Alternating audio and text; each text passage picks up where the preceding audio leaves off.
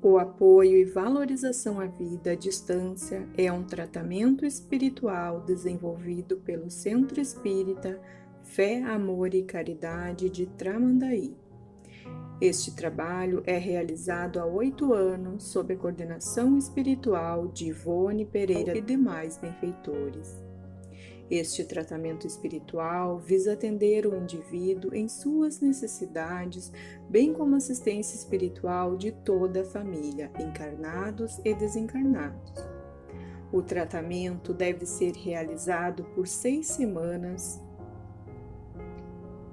durante todas as segundas-feiras, no horário das 16 horas até as 16h30. Cada assistido deve permanecer conectado com a equipe espiritual, iniciando pela prece simples de abertura. Logo após, deve iniciar a leitura do Evangelho segundo o Espiritismo, no capítulo e item sugerido anteriormente. Ao término da leitura, deve-se fazer a prece de encerramento, agradecendo a assistência e a companhia dos benfeitores espirituais. Para finalizar o tratamento, é necessário o autoabraço, reconectando-se consigo mesmo. Boa tarde, amigos. Bem-vindos a este trabalho de atendimento espiritual à distância, apoio e valorização da vida, sob a coordenação espiritual de Ivone Amaral Pereira. Vamos nos colocar em sintonia com essa equipe de benfeitores espirituais para nos acompanhar neste momento de fé, amor e caridade através da prece de abertura. Pai nosso que estás em toda parte, santificado seja o teu nome, no louvor de todas as criaturas. Venha a nós o teu reino de amor e sabedoria. Seja feita a tua vontade, acima de nossos desejos, tanto na terra quanto nos círculos espirituais. O pão nosso da mente e do corpo, dá-nos hoje. Perdoa as nossas dívidas, ensinando-nos a perdoar nossos devedores com o esquecimento de todo mal. Não permitas que venhamos a cair sob os golpes da tentação de nossa própria inferioridade. Livra-nos do mal que ainda reside em nós mesmos, porque só em ti brilha a luz eterna do reino e do poder, da glória e da paz, da justiça e do amor para sempre. Assim seja. O Evangelho segundo o Espiritismo, capítulo 8. Bem-aventurados aqueles que têm os olhos fechados. Meus bons amigos, por que me haveis chamado? É para me fazerem pôr as mãos sobre a pobre sofredora que está aqui e a cure? Ah, que sofrimento, bom Deus! Ela perdeu a vista e as trevas se fizeram para ela. Pobre criança, que ore e espere. Não sei fazer milagres sem a vontade do bom Deus. Todas as curas que pude obter e que vos foram assinaladas, não as atribuais senão àquele que é nosso Pai em tudo. Em vossas aflições, portanto, olhai sempre o céu e dizei do fundo do vosso coração: meu Pai, curai-me, mas fazei que minha alma doente seja curada antes das enfermidades do meu corpo, que minha carne seja castigada se preciso for, para que minha alma se eleve até vós com a brancura que tinha quando a criastes. Depois dessa prece, meus bons amigos, que o bom Deus ouvirá sempre, a força e a coragem vos serão dadas, E talvez também essa cura que não tereis pedido, senão timidamente, como recompensa da vossa abnegação. Mas, uma vez que eu estou aqui numa assembleia onde se trata, antes de tudo, de estudos, eu vos direi que aqueles que estão privados da vista deveriam se considerar como os bem-aventurados da expiação. Lembrai-vos de que o Cristo disse que seria preciso arrancar vosso olho se ele fosse mau, e que valeria mais que ele fosse lançado ao fogo do que ser causa de vossa perdição. Ah, quantos há sobre a terra que maldirão um dia nas trevas terem visto a luz? Oh, sim, são felizes estes que na expiação são atingidos na vista. Seu olho não será motivo de escândalo e de queda. Podem viver inteiramente a vida das almas. Podem ver mais que vós que vedes claro. Quando Deus me permite ir abrir as pálpebras de algum desses pobres sofredores e devolver-lhes a luz, digo a mim mesmo: alma querida, porque não conheces todas as delícias do Espírito que vive de contemplação e de amor? Tu não pedirias para ver imagens menos puras e menos suaves do que aquelas que te é dado entrever em tua cegueira. Ó, sim, bem-aventurado o cego que quer viver com Deus, mais feliz que vós que estáis aqui. Ele sente a felicidade, toca-a, vê as almas e pode se lançar com elas nas esferas espirituais que os próprios predestinados da vossa terra não veem. O olho aberto está sempre pronto para fazer a alma falir.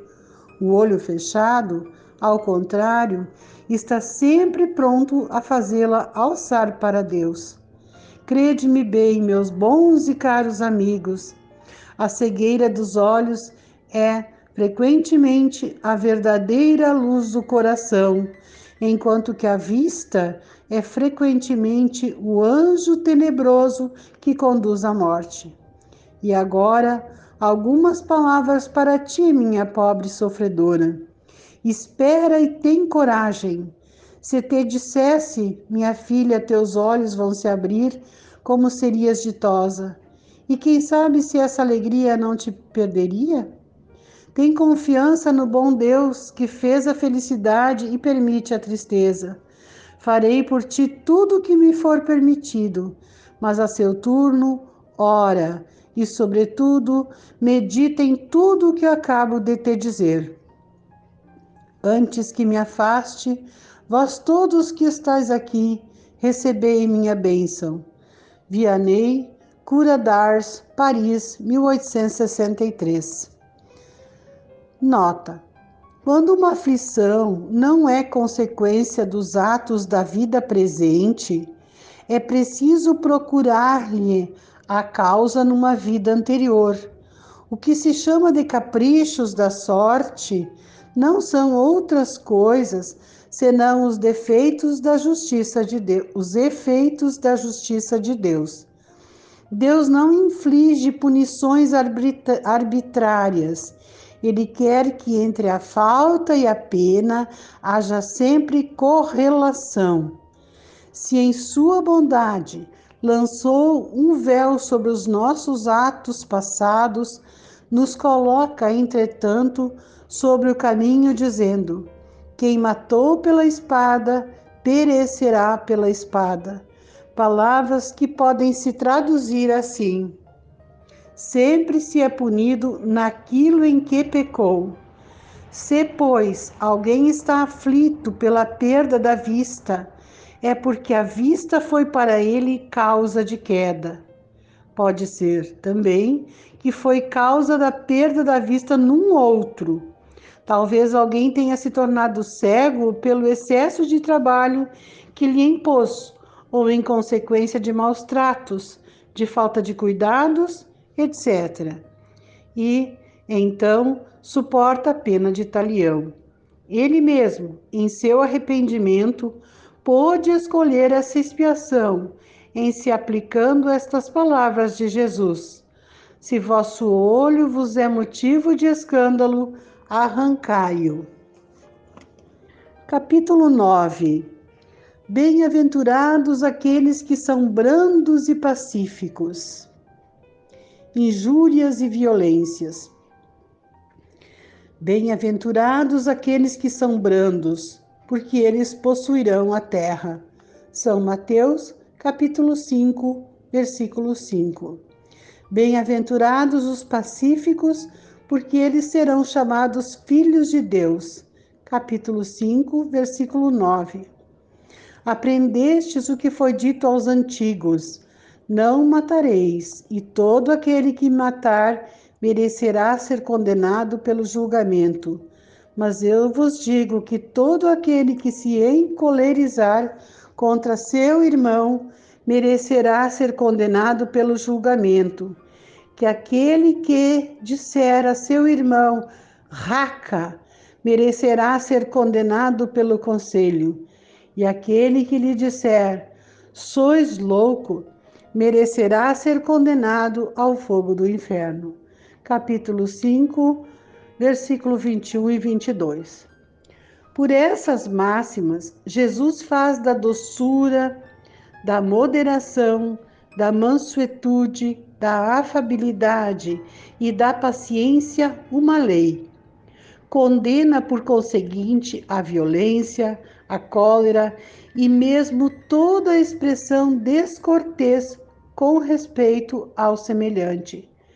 Raca era, entre os hebreus, um termo de desprezo que significava homem de má conduta e se pronunciava escarrando e desviando a cabeça. Ele vai mesmo mais longe, uma vez que ameaça com o fogo do inferno aquele que disser ao seu irmão, sois louco. É evidente que aqui, como em toda circunstância, a intenção agrava ou atenua a falta, mas em que uma simples palavra pode ter bastante gravidade para merecer uma reprovação tão severa, é que toda palavra ofensiva exprime um sentimento contrário à lei do amor e da caridade, que deve regular as relações dos homens e manter entre eles a concórdia e a união, que é um insulto à benevolência recíproca e à fraternidade, que entretém o ódio e a animosidade. Enfim, que depois da humildade para com Deus, a caridade para com o próximo é a primeira lei de todo cristão. Mas o que diz Jesus por estas palavras? Bem-aventurados aqueles que são brandos, porque eles possuirão a terra, tendo ele dito para renunciar aos bens deste mundo e prometendo-os do céu? À espera dos bens do céu, o homem tem necessidade dos da terra para viver. Somente lhe recomenda não ligar a estes últimos mais importância do que aos primeiros. Por estas palavras, ele quer dizer que até esse dia os bens da terra serão assambarcados pelos violentos, em prejuízo daqueles que são brandos e pacíficos, que a estes frequentemente falta o necessário, enquanto que o outro tem o supérfluo. Promete que justiça lhes será feita na terra como no céu, porque são chamados filhos de Deus. Quando a lei de amor e de caridade for a lei da humanidade, não haverá mais egoísmo. O fraco e o pacífico não serão mais explorados, nem esmagados pelo forte e pelo violento. Tal será o estado da terra quando, segundo a lei do progresso e a promessa de Jesus, ela tornar-se um mundo feliz pela expulsão dos maus. instruções dos Espíritos. A afabilidade e a doçura. A benevolência para com os semelhantes, fruto do amor ao próximo, produz a afabilidade e a doçura, que lhe são a manifestação. Entretanto, não é preciso fiar-se sempre nas aparências. A educação e o hábito do mundo podem dar o verniz dessas qualidades. Quantos há cuja fingida bonomia não é senão máscara para o exterior, uma roupagem cuja forma premeditada esconde as deformidades ocultas?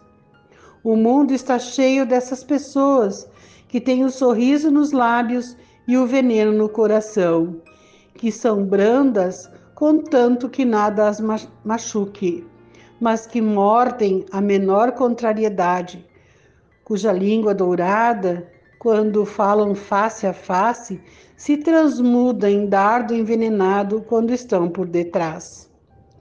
A essa classe pertencem ainda esses homens benignos por fora e que, tiranos domésticos, fazem sofrer sua família e seus subordinados o peso do seu orgulho e do seu despotismo, como querendo se compensar do constrangimento que se impuseram alhures, não se atrevendo a usar de autoridade sobre estranhos que os recolocariam em seu lugar.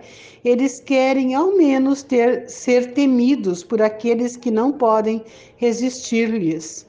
Sua vaidade alegra-se de poder dizer: aqui eu mando e sou obedecido, sem pensar que poderiam acrescentar com mais razão: e sou detestado.